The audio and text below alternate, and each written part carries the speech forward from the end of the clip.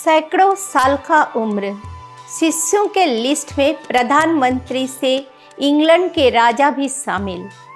यह था महायोगी देवरहा बाबा का प्रताप। नमस्कार, उदय इंडिया डिजिटल में आपका स्वागत है। मैं हूँ उपाली अपराजिता। भारत में सिद्धों और संतों की लंबी परंपरा रही है, लेकिन हम आपको उन संतों के बारे में बता रहे हैं जो हाल के समय तक जीवित रहे और दुनिया ने उनके चमत्कारों को अपने आँखों से देखा है। इसमें से प्रमुख नाम है देवरहा बाबा का, जिन्हें महायोगी कहा जाता है। उनके उम्र के बारे में किसी को अंदाज़ा नहीं है। इन्होंने 19 जून 1990 को अपने आखिरी सांसें ली थी, लेकिन आज भी संशय है कि इनकी मृत्यु हुई थी या नहीं, क्योंकि उनका पार्थिव शरीर आश्चर्यजनक तरीके से गायब हो गया था। देवरहा बाबा के बारे में कोई नहीं जानते हैं कि उनका जन्म कब हुआ था, लेकिन उनके बारे में देश के प्रथम राष्ट्रपति राजेंद्र प्रसाद बताते हैं कि जब उनकी उम्र सिर्फ 3 साल थी तो उनके माता पिता उन्हें गोद में लेकर देवरिया जिले में देवरहा बाबा से मिलने पहुंचे थे। तब बाबा ने राजेंद्र बाबू के बारे में भविष्यवाणी की थी कि वो भारत के राजा बनेंगे। उनके ये भविष्यवाणी सन 1947 में भारत के आज़ाद होने के समय पूरी हुई। देवरहा बाबा एक जीवंत ब्रह्मलीन सन्यासी थे। सामान्य दुनिया में ऐसे सन्यासी बेहद कम होते हैं जो हार्ड मांस से निर्मित माया शरीर में ब्रह्म स्थापित कर ले। देवरहा बाबा ने अपने पूरी जिंदगी में अन्न नहीं खाया, वो सिर्फ दूध और शहद पीते थे। वो जमीन से लगभग 8 फुट ऊंचाई पर बने मचान में बने रहते थे। 4-5 बड़े बड़े लोटों पर उनके भक्त एक छोटी सी झोपड़ी बना देते थे। उस झोपड़ी से उनके पैर लटकते रहते थे। उस लटके हुए चरणों में अपने सिर का स्पर्श करा के लोग स्वयं को धन्य महसूस करते थे, जिसमें मुख्यमंत्री और प्रधानमंत्री के साथ साथ न्यायाधीश और प्रशासनिक अधिकारी जैसे लोग भी होते थे। ब्रह्म मुहूर्त यानी सुबह के 4 बजे बाबा एक बार स्नान के लिए उस मंच से उतरते थे। जिसके अलावा बाबा कभी नहीं मचान से नहीं उतरते थे। वो अपने पास आने वाले भक्तों के मन की बात जान लेते थे और बिना पूछे उनकी शंकाओं का समाधान कर देते थे। देवरहा बाबा को खोचरी मुद्रा पर सिद्ध थी, जिस कारण वे अपने भूख और आयु पर नियंत्रण प्राप्त कर लेते थे।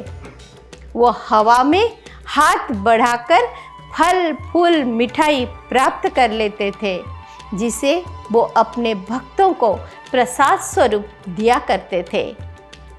कई बार भक्तों ने उनके नदी के तेज धारा के बीच पानी पर चलते हुए भी देखा है।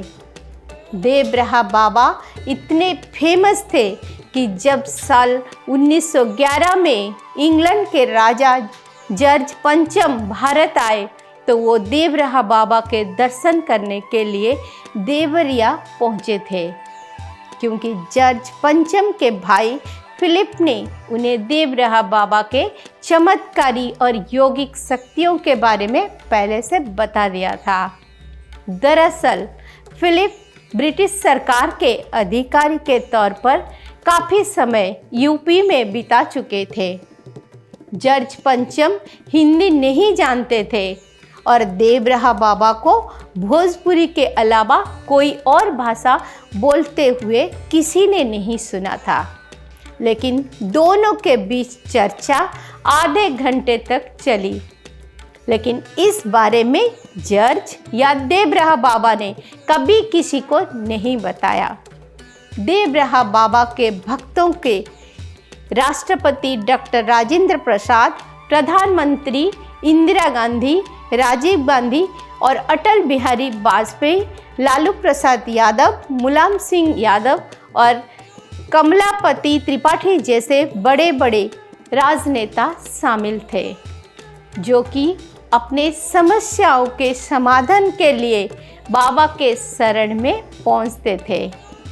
आपातकाल के बाद हुई चुनाव में जब इंदिरा गांधी हार गई तो उनके सलाहकारों ने उनको देवराहा बाबा का आशीर्वाद लेने का सुझाव दिया। बाबा ने हाथ उठाकर इंदिरा गांधी को आशीर्वाद दिया। इस मुलाकात के बाद इंदिरा गांधी ने चुनाव आयोग को पत्र लिखकर इसी हाथ को कांग्रेस आई का चुनाव चिन्ह बना दिया, जिसके बाद वो दोबारा सत्ता में लौटी। इंदिरा गांधी के निधन के बाद साल 1987 में देवराहा बाबा से मिलने उनके बेटे और तत्कालीन प्रधानमंत्री राजीव गांधी भी पहुंचे थे।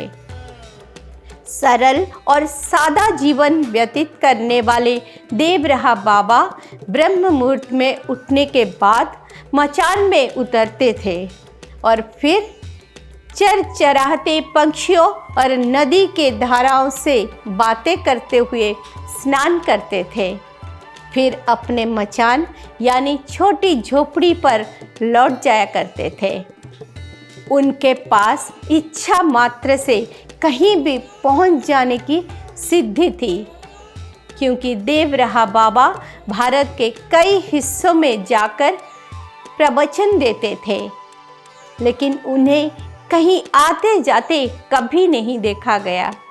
वो देवरिया के अपने मूल स्नान स्थान पर लगभग 8 महीने रहते थे।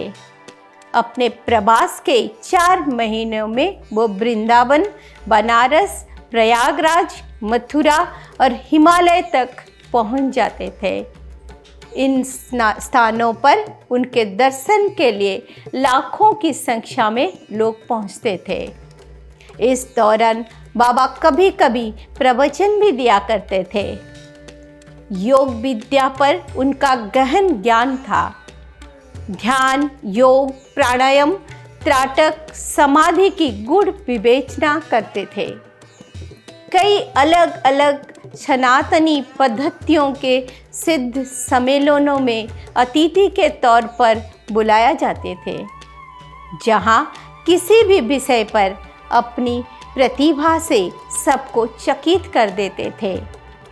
धर्माचार्य, वेदाचार्य, तत्वज्ञानी, वेदांती उनसे गूढ़ दार्शनिक तत्वों को समझने जाते थे। गौ माता के लिए उनके मन में बड़ा प्रेम था। उन्होंने कई बार कहा था कि जब तक भारत से गौ माता की वध का कलंक पूरी तरह से दूर नहीं होता है, तब तक भारत के लोग सुखी नहीं रह पाएंगे। यह धरती गौ पूजा के लिए ही है। देवराहा बाबा की उम्र के बारे में कई आधिकारिक आंकड़ा नहीं मिलता है। उनके आयु का अनुमान 250 से 500 वर्ष तक लगाया जाता है। उनका शरीर बिल्कुल जीर्ण हो गया था, जिसे बाबा ने 19 जून 1990 को त्याग दिया। उनके निजी इच्छा के मुताबिक बाबा के शरीर को जल समाधि दी गई। उस दिन आसमान में घने काले बादल छाए हुए थे। चारों तरफ तेज हवाएं और तूफान चल रहा था। शायद प्रकृति भी उनके शरीर त्याग से विचलित थी।